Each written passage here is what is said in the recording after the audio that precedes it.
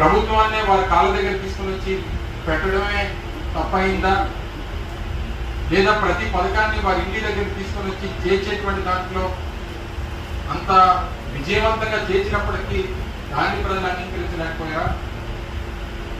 లేకపోతే సచివాలయ వ్యవస్థను తీసుకొని వచ్చి పనులన్నీ కూడా గ్రామాల్లోనే జరిగేటువంటి విధంగా తీసుకొచ్చినటువంటి మార్పుని వారు అంగీకరించలేకపోయారా?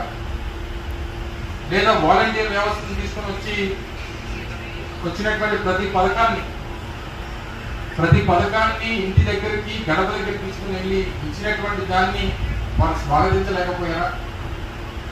ఇలా అనేక రకాలైనటువంటి మార్పులు స్వతంత్రం వచ్చిన తర్వాత వ్యవస్థల్లో ఇన్ని మార్పులు తీసుకురావడం అనేటువంటిది గతంలో ఎప్పుడు జరగలేదు.